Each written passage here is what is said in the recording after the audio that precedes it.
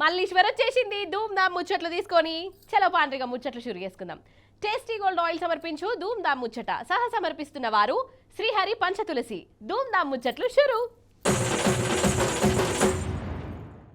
ఓషిని కథ సలగుండా గిట్లయితుందేంది? మొదటి సంధి అనుమాన పడతనే ఉన్నా, అనుమాన పడ్డట్టే అయింది కదా. అయ్యో గదేనోళ్ళ చెయ్యి పార్టీ వచ్చినప్పటి సంధి మన రాష్ట్రం వెనుకకు పోతుందా ఏంది అని అనిపిస్తున్నదోళ్ళ నాకు. నాకే కాదు జనాలు కూడా గదే అంటాన్రు. హైదరాబాద్ పబ్లిక్ అయితే తలకాయ పట్టుకుంటున్నారు. చూడుండ్రి ఎందుకో ఇక పాయే అది కూడా వాయే. మన హైదరాబాద్లో ఇంటర్నేషనల్ లెవెల్లో కార్ల రేసింగ్ ప్రోగ్రామ్ ఉండే కదా ఫిబ్రవరిలో. గదేనోళ్ళ ఫార్ములా రేసింగ్లు అంటారు చూడు. గా కార్ రేసింగ్లు ఒక పట్టణంలో జరుగుతున్నాయి అంటే దునియా అంతటా ఆ పట్టణం పేరు మారు మోగుతుంది. మన బీఆర్ఎస్ సర్కారు ఉన్నప్పుడు మన రామన్న ఈ రేసింగ్ పోటీలు మనకాన్నే జరగాలని బాగా తనలాడిండు. తిప్పలు పడుకుంటా వాళ్ళతోని వీళ్ళతోని మాట్లాడిండు. సవలతులు అన్నీ ఉంటాయని మాటిచ్చి ఆ రేసింగ్లను మన కాడికి రప్పించిండు. అందుకు తగ్గట్టు పనులు కూడా నడిచినాయి. ఇక ఫిబ్రవరి 10 వస్తే మన పట్నం రోడ్లల్లో రై రై అనుకుంటా కార్లు తిరుగుతాయి అని అనుకున్నా. కానీ ప్రభుత్వం మారే కదా, అంతా ఉల్టా పల్టా అయిపోయింది కథ. కార్ రేసింగ్ లోళ్ళు కూడా మేము వీడికి రాంపో అని రద్దు చేసుకున్నారట. ఎందుకయ్యా అంటే ఇట్లా రేసింగ్లు ఉన్నాయి, ఏర్పాట్లు అంతా బరాబరే చేసిర్రు కదా అని ఆ రేసింగ్లు పెట్టే కంపెనీ వాళ్ళు అడిగితే మన ప్రభుత్వం నుంచి సర్లేదు సప్పులు లేదట. అసలు సపోర్టే ఇయ్యలేదట నోళ్ళ. ఇంకేమున్నది, ఇక్కడ జరగవలసిన పోటీలు రద్దు అయిపోయినాయి. ఎక్కడో మెక్సికోలో పెట్టుకున్నారు.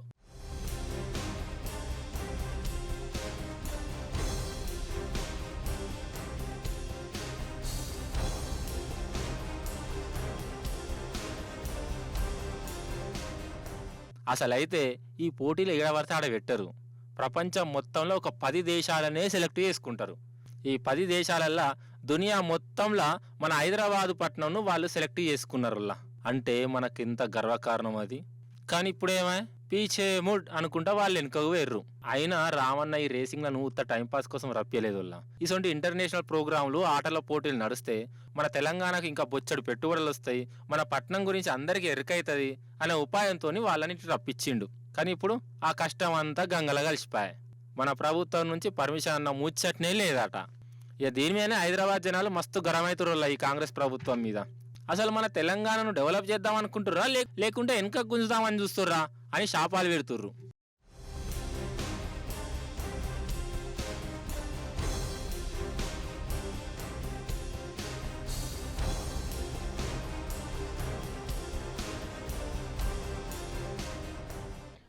అన్నట్టు చెప్పుడు మార్చిన నేను. రేవంత్ రెడ్డి సారు ఎలక్షన్ల ప్రచారం అప్పుడు ఏమన్నాడోల్లా బొచ్చాడు చెప్పిండు. ఏమని చెప్పమంటావా అని అంటారా? అయితే వచ్చే నెల సంది కరెంటు బిల్లులు గటకూర్రి అంత ఫ్రీ అని అన్నాడు కదా. ఇక ఆ మాట ఎటు పోయిందో మీకు కూడా ఎరికే. సరే ఇక అది అటు ఇడిచిపెడితే ఒక అన్నకు కరెంటు బిల్లును చూసుడుతోనే కడుపులా ఎలుకలు గుండెల రైళ్ళు ఉరిగినట్టు అయిందంట. ఎందుకు అరుచుకుందాం రాండ్రి మరి. అయితే ఇప్పుడు మనం జోగులాంబ గద్వాల జిల్లా రాజోలిలో ఉన్నాం వల్ల. ఈ ఇల్లు చూడుర్రి, ఈ ఇంటికి కరెంటు బిల్లు ఎంత వస్తుందల్లా అందాజా ఎంత వచ్చిందో ఎరికేనా? జర చూపించే పెద్ద మనిషి.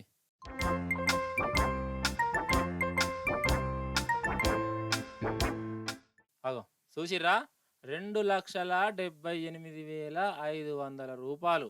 ఇది కరెంటు బిల్లే, ఇంటి ధర కాదు. అరే అవునంటే అసలు ఈ ఇల్లు ఖరీదే 2 లక్షలు చెయ్యేది, అసలుంటిది కరెంటు బిల్లు 2,78,000 ఏంది అని అనిపించచ్చు కదా. అట్లుంటది మరి కథ.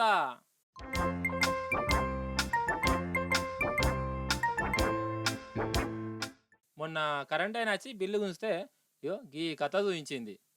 ఓష్ని నా ఇల్లు ఎట్లున్నది, నేనెట్లున్నా, నా కరెంటు బిల్లు గిట్లా చూడేంది అని ఇంట్లో హైబత్ అవుతుర్రు కారా మరి.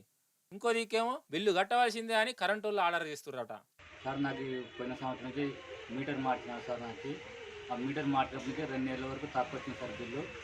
3 నెలల నుంచి 73,000, 1,05,000 ఇప్పటిదాకా పోయిన నెల డిసెంబర్ వరకు సార్ 2,78,500 రూపాయలు వచ్చింది సార్. నేను చేనేత కార్మికుడు సార్. ఈ బిల్లు నేను కట్టాలంటే నాకు స్తోమత కాదు సార్. నేను మా కుటుంబం మొత్తం గురిసిపోలేదు సార్. కొంతమంది సార్ నన్ను ఒత్తిడి చేస్తున్నారు సార్. అందువల్ల దీనికి పరిష్కారం మీరే చూపండి సార్. విన్నరా, అది అన్నట్టు ముచ్చట. ఓ దిక్కేమో రేవంత్ రెడ్డి సారు కరెంటు బిల్లే కట్టద్దు, కట్టకుర్రి అని ఓట్లకు ముందు చెప్పే. ఇప్పుడేమో బిల్లు 2,78,000 వచ్చే. ఏం చేస్తురా భగవంతా, ఇదంతా మాయా బజారు ఉన్నది ఏందిరా అని భయపడుతుర్రు ఇల్లు. పోలీసులంటేనే భయం, వాళ్ళ తెరువుకోవలు ఓరు కదా. అసాంటిది ఇద్దరు పోలీసు మేడాలు జీబులో కూర్చొని ఉన్నారోళ్ళ, వాళ్ళ దగ్గర తుపాకులు కూడా ఉన్నాయి. అయితే అసాంటి పోలీసు మేడాలను కూడా ర్యాగింగులు చేసిన వాళ్ళను ఏమనాలే, బనాయించిన వాళ్ళ బతుకు వెనకషీరి ఏమవుతుంది? అయినా గంతగనం ధైర్యం ఉంటుందా ఎవరికన్నా అని అనిపిస్తున్నది కదా. కానీ ఉన్నది, పోలీసు వాళ్ళే గజ గజ వణికిర్రు. మరి గట్ల చేసిన వాళ్ళు ఎవరో చూడాలి, మీరు జల్దిన చూసేయండ్రి. ఇగో గిదే పోలీసు వాళ్ళనే గాయ చేసింది. కోతి కాదు కొండెంగ. ఇద్దరు పోలీసు వాళ్ళు వ్యాన్ల కూర్చున్నారు కదా, అగ చూడుర్రి కొండెంగ శకలు.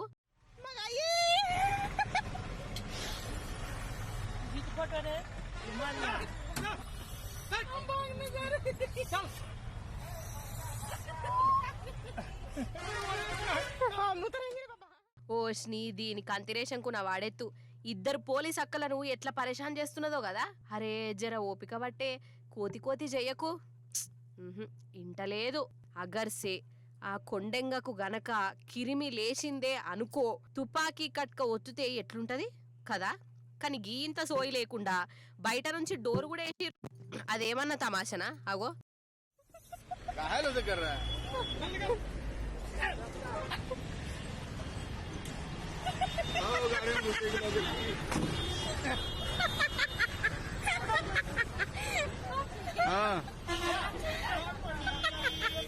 आओ बाकी लगना मोबाइल नहीं छीन ले। అగో ఎట్లా కిస్స నవ్వుతుర్రో చూడురోళ్ళ బయట ఉన్నోళ్ళు. ఈ పోలీసు మేడం అన్నా బయటికి వెళ్లేదుండే, ఆమెనే తండ్లాడుతున్నది. వేరే పోలీసు వాళ్ళేమో బయట నుండి నవ్వుతాండ్రు. వాళ్లకు ఇది జోక్ అనిపిస్తున్నది. ఏం చెప్తాం పాటుర్రి, లాస్ట్కి ఇక ఎట్లనో గట్లా దాన్ని బయటికి పంపిరు పాటు.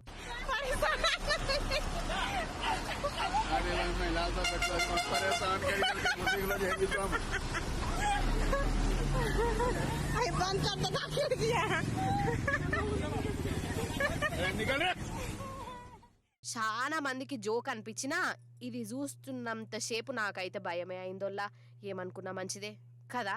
మరి పోలీసు వాళ్ళను గీతీర్ల గాయ చేసిన ఈ కొండెంగ మీద కేసు పెట్టాలి, ఎఫ్ఐఆర్ నమోదు చేయాలి అని అంటున్నారు లో. అదే మనుషులు చేస్తేనేమో కాలు రెక్కలు ఇలగొడతారు, కోతులు చేస్తేనేమో కిస నవ్వుతారా. మాకో న్యాయము కోతులకో న్యాయమా అని కారడం ఆడుతుర్రులో సోషల్ మీడియా జనాలు.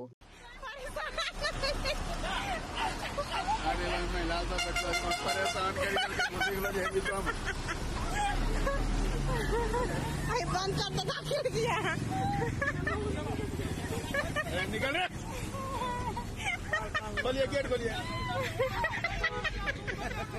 गेट खोल कर आरतीयों को ज्यादा परेशान कर रहा है, आरतीयों को ज्यादा परेशान कर रहा है। अरे भाग।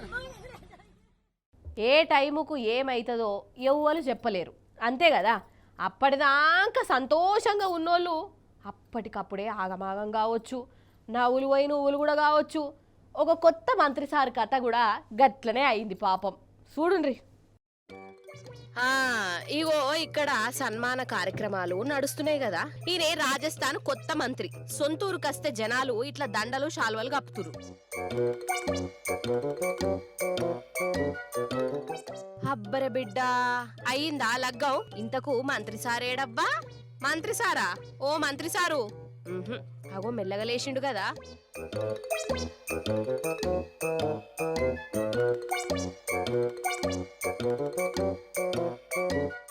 పాపం మంత్రయ్య సొంతూరుకు వచ్చిన సంబరం లేకపాయే, కాలు రెక్కలు ఇరిగినంత పనైందంట.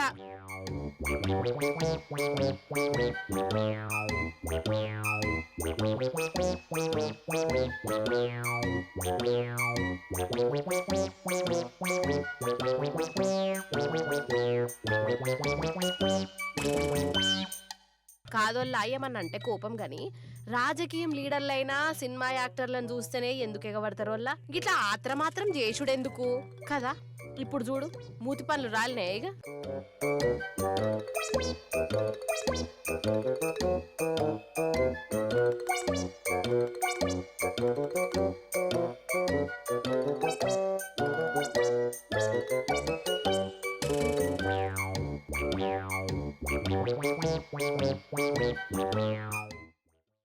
అయితే మన సినిమాలు ఎట్లుంటాయి వల్ల ముఖ్యంగా మా బాలయ్య బాబు సినిమాలలో వేసే సాహసాలే అలాగుంటాయి కదా. విమానం గాలిలో ఉండంగానే దాని దర్వాజాలు కుల్లా అవుతుంటాయి. అప్పుడే బాలయ్య బాబు నడుముకు ఒక తాడు కట్టుకొని మొగుల మీద తిరుగుతున్న విమానంలో ఉన్న వాళ్ళందరినీ గేట్ ఇరగొట్టి మరీ కాపాడుతుంటాడు. మస్తు అనిపిస్తుంది వాళ్ళ అసంటి సీన్లు చూస్తుంటే.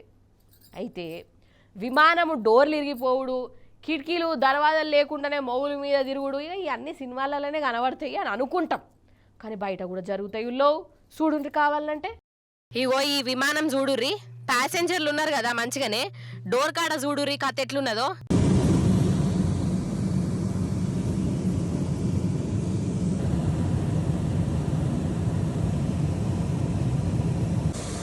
This wasn't even the emergency door. We're at the end of the plane, so the emergency door's right there. It was just a piece of the plane. విమానం మొగుల మీద ఉండంగానే డోర్ తెరుచుకున్నదొల్లా. అగో గేట్ లేదు ఏం లేదు, అంత కుల్లా. ఇది అలస్కా విమానం వల్ల. ఇది మీదికి ఎగిరేటప్పుడు మంచిగానే ఉండేనట. మీదికి పోయినాక నట్లు పోయినాయో స్క్రూలు లూజ్ అయినాయో గాని ఈ విమానం డోరు తెరుచుకున్నది. ఇక ఇంట్లో ఉన్నోళ్ళది ఒక గోస కాదు, చచ్చిపోతామా ఏంది అని అనిపించింది కాదా మరి. అగో ఒకరికొకరు పరిస్థితి చూడురోల్ల. మొత్తం ఇంట్లో 171 మంది ప్యాసింజర్లు ఉన్నారు. ఇక వీళ్ళ పానాలు కూడా గాలిలో దీపం లెక్కనే అయిందుల్లో. కానీ ఈడ చూడుర్రి, ఓ దిక్కు గిట్ల నడుస్తుంటే కూడా కేటు లేదని ఫోనుతోని వీడియో తీసిండు చూడు. ఆయన ఎవలో కనబడితే దండేసి దండం పెట్టాలి. ఆ టైంలో కూడా వీడియో తీయాలని అనిపించినందుకు కదా.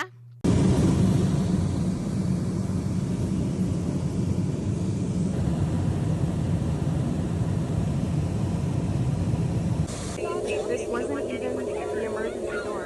We're at the end of the plane, so the emergency door's right there. It was just a piece of the plane. అయితే ఇంట్లో ఉన్నోళ్ళకి ఏం కాలేదోల్లా. విమానం డ్రైవరు ఎట్లెట్లనో తిప్పలు పడుకుంటా ఇక మెల్లగా కిందికి దింపిండు. ఇక ప్యాసింజర్లు ఒక తిట్టుడా ఒక శాపాలు పెట్టుడా. మొత్తానికి గాలినే గిట్ల డోర్ ఊసిపోయి ఈ విమానం జరసేపు ఎటమటం చేసింది.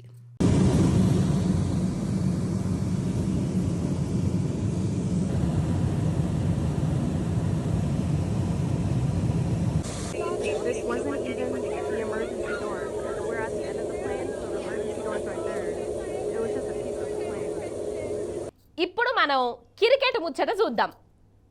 ధూమ్ధామ్ ముచ్చట్లల్లా క్రికెట్ అవసరమా అని అనుకునేరు. మనం చూసేది మన టీమిండియా జట్టు ఆడే క్రికెట్ ఆట కాదు. మన పల్లె జనాలు పంచెలు దోతీలు కట్టుకొని 4లు 6లు ఎట్లా కొడతాండ్రో చూయిస్తా. మస్తు మజా వస్తుంది చూడురి. अस्मिन् सत्रे कथं सः ताडयति सः एकः सः अपि सम्यक् ताडयति कन्दुकम् इदानीं ఆహా, ఇగో ఇది అసలైన క్రికెట్ అంటే. ఆట అంటే గిట్లుండాలే. అగ చూడుర్రి గెటప్పులు, మంచిగా దోతులు కట్టుకొని ఏమన్నా ఆడుతుర్రా. షెండేస్టోళ్ళు బ్యాట్తో దంచేటోళ్ళు. వారేవా, నాకైతే మస్తు అనిపిస్తుంది పో. दुबे महोदयः सः तु सम्यक्तया ताडनं करोति एतस्मात् पूर्वं सः अपि दीपकः तु तीव्रगत्या एव कन्दुकस्य प्रक्षेपणं करोति तस्य पादः वेगेन तत्र कथं सः कन्दुकस्य ग्रहणं करिष्यति. అయితే భోపాల్లా ఈ క్రికెట్ పోటీలు నడిచినాయి. ఈడ ఆట ఆడాలంటే ధోతి కట్టుకొనే ఆడాలి. అట్లనే ఆడుతుర్రు. ఇక ఇంట్లో గెలిచిన జట్టుకు అయోధ్యలో ఫ్రీగా రామ మందిరం దర్శనం ఉంటదట. అగ చూడుర్రి, ఈ సామి ఏమన్నా షాట్లు కొడుతుండా. ఈడ ఇంకోటి చెప్పాలి, వాళ్ళ కామెంటరీలు ఇనుర్రి మంచిగా. परस्परं मैत्री भावनया भ्रातृ भावनया च क्रीडितव्यम् एवञ्च హిందీలో చెప్తలేరు, హిందీలో కాదు, సంస్కృతంలా అచ్చమైన భారతీయ సంప్రదాయంలా ఈ ఆటల పోటీలు పెట్టుకున్నారు వీళ్ళు. కానీ ఏ మాట కామాటేనుల్లా. మైదాన్లో క్రికెట్ ఆడాలంటే పాయింట్ టీ షర్ట్ వేసుకోవాలి, అట్లయితేనే ఆడొస్తుంది, అట్లయితేనే ఉరికొస్తుంది, అట్లయితేనే షెండ్ వేస్తుంది అని అనుకుంటారు కదా. కానీ ధోతీలు కుర్తా పైజామాలు వేసుకొని కూడా ఆడచ్చు, గెలవచ్చు, నిలబడచ్చు అని వీళ్ళు రుజువు చేసిర్రు. ఇక వీళ్ళ ఆటను చూసినాక మన ఇంటర్నేషనల్ క్రికెట్ పోటీలు, IPL పోటీలలో కూడా మన ఆటగాళ్లకు ధోతీలు కట్టించి ఆడిస్తే ఇంకా మంచిగా ఉంటుందని అక్కడోళ్ళు అంటురోళ్ళ. ఇప్పుడే ఏమో అట్లా కూడా ఆడిచ్చినా ఆడియచ్చు మన ఆటగాళ్లను కదా. इदानीं पुनः नन्दकुमारः सम्यक्तया कन्दुकं प्रक्षेपणं करोति परं तत्र सः कथं काशवत्थं नटिकं तत्र सर्वसति नारायणो प्रयासा कृता एकम अंकम प्राप्तम एकेन अंकेन प्रसन्नः भविष्यति नारायणः सिंगल तीव्रगत्या पूर्ण शक्ति नारायण नारायण नंद महोदय ओ तत्र ताडितवान् परंतु టేస్టీ గోల్డ్ ఆయిల్ సమర్పించు ధూమ్ధామ్ ముచ్చట సహ సమర్పిస్తున్న వారు శ్రీహరి పంచతులసి. ఇవి అన్నట్టోళ్ళు అయ్యాలటి ముచ్చట్లు మళ్ళీ రేపు వస్తుంది కదా మీ మల్లీశ్వరి. అప్పుడు వచ్చేటప్పుడు ఇంకిన్ని ముచ్చట్లు తీసుకొని కలుస్తుంది మీ అందరినీ. అప్పటిదాకా మీరైతే చూస్తూనే ఉండు టీ న్యూస్. నేను ఉంటా మరి. నమస్తే, టాటా.